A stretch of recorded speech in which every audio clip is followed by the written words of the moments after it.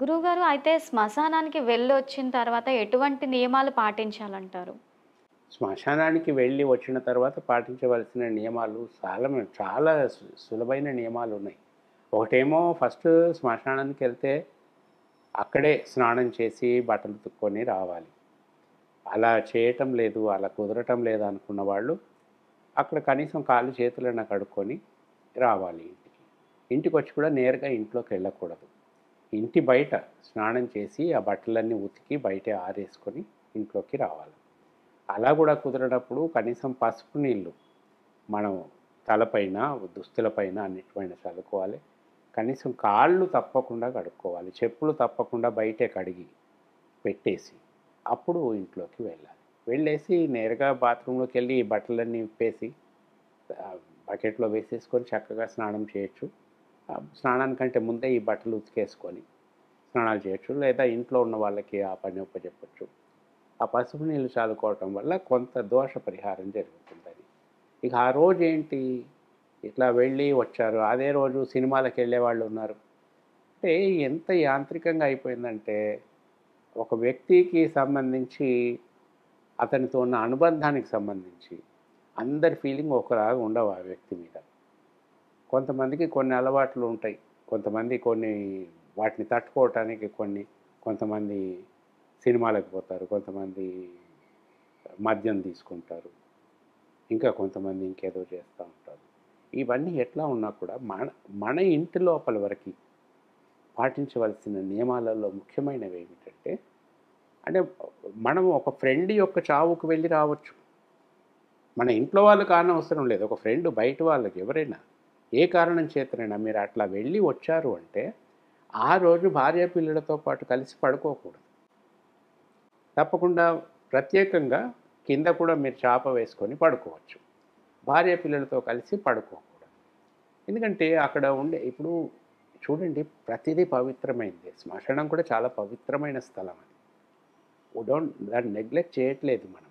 కానీ ఏమవుతుందంటే ఏడుపులు, పెడబొబ్బలు వీటన్నిటి వల్ల అక్కడ ఒక విధమైనటువంటి నెగెటివ్ వైబ్రేషన్స్, అంత విషాదకరమైనటువంటి ప్రకంపనాలతో నిండి ఉంటుంది ఆ స్థలం. ఆ ఫీలింగ్స్, ఏడవటము, ఈ రకరకాలుగా ఉంటుందక్కడ. సో, ఆ వైబ్రేషన్స్ మధ్యలో కొంతకాలం ఉంటున్నాం మనం. కొన్ని గంటలు. అక్కడి నుంచి ఇంటికొస్తున్నాం. ఆ వైబ్రేషన్స్ మనకు అంటుకొనే ఉన్నాయి ఇంకా. ఈ నెగెటివ్ వైబ్రేషన్స్ స్నానాలు చేస్తే పోయేవి కాదు ఇది. తగ్గుతాయి. టైం పడుతుంది దానికి. సో, అందుకని మనం ఈ నెగెటివ్ వైబ్రేషన్స్‌ని మనం మన భార్య పిల్లలకి వీళ్ళకందరికి కూడా అంటించకూడదు. ఆ ప్రభావం లోపలికి వచ్చేస్తారు వీళ్ళు. అప్పుడేమవుతుంది, మానసికంగా ఒక విధమైన స్తబ్దతతో ఉంటారు. ఉద్వేగానికి లోనై ఉంటారు. ఒక చిన్న మాట కూడా పెద్దగా మనసును బాధ పెట్టొచ్చు. అటువంటప్పుడు కలహాలు ఇట్లాంటివి అవుతూ ఉంటాయి. ఇది అందరికీ నెగెటివ్ వైబ్రేషన్స్ ఒకేలాగాను ఒకే టైంలో పోవు. వాళ్ళ రెసిస్టెన్స్ స్థితిని బట్టి. కొంత తొందరగా వెళ్ళిపోతాయి. కొంతమందికి టైం పట్టొచ్చు. సో, ఈ నెగెటివ్ వైబ్రేషన్స్ పోగొట్టుకోవటానికి రకరకాల ఉపాయాలున్నాయి. ఇవన్నీ ఏవి చేసుకోకుండా కేవలం భార్య పిల్లలతో ఆ రోజు రాత్రి పడుకోవటం అనేది మంచిది కాదు. You have to avoid that particular day. అంటే గురువుగారు ఇది శ్మశానంకి వెళ్ళిన వాళ్ళే ఆచరించాలంటారా? లేదా మనం ఆ శవాన్ని చూడ్డానికి వెళ్ళే వాళ్ళు కూడా ఇవి ఆచరించాలంటారా? చూడటానికి వెళ్ళిన వాళ్ళు చూస్తారమ్మా, ఎక్కువసేపు ఉండరు. హ్మ్. జస్ట్ చూసి వచ్చేస్తారు. దానికి ఇబ్బందేం లేదు. శ్మశానానికి వెళ్ళటము, ఈ శవం యొక్క ఊరేగింపుతో పాటు వెళ్ళటము, అక్కడ కొంత సమయం గడిపి రావటము, ఇటువంటి వాళ్ళకి ఇది వర్తిస్తుంది.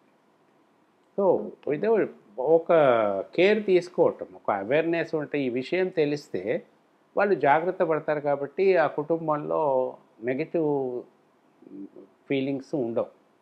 నెగెటివ్ ఫీలింగ్స్ వచ్చే అవకాశం తగ్గుతుంది.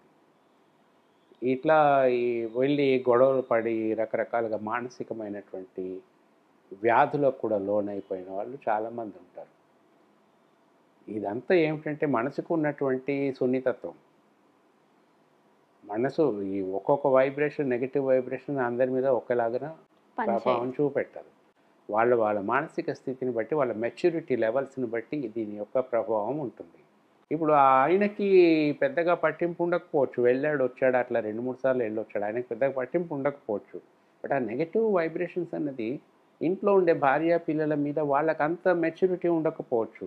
వాళ్ళు మానసికంగా అంత గట్టి వాళ్ళు కాకపోవచ్చు. సో, ఇంపాక్ట్ ఇమ్మీడియేట్‌గా ఉంటుంది. హ్మ్. ఒక దగ్గర ఇమ్యూనిటీ ఉంది. ఒక దగ్గరనేమో ఇమ్యూనిటీ లేదు. రెండిటి మధ్యన ఘర్షణ మొదలవుతుంది.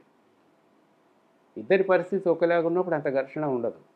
ఒకరికి అట్లా, ఒకరికి ఇట్లా ఉన్నప్పుడు వాళ్ళ మాటలు వీళ్ళు, వీళ్ళ మాటలు వాళ్ళు పాజిటివ్‌గా తీసుకోరు. అందులో ఖచ్చితంగా. పెడార్థాలు వెతుకుతున్నారు ఇట్లాంటివన్నీ వస్తాయి. అందుకని ఎందుకొచ్చిన గొడవ ఒక్కరోజు దూరంగా ఉండండి. మీ పనులేమో మీరు చేసుకోండి. Things will be okay.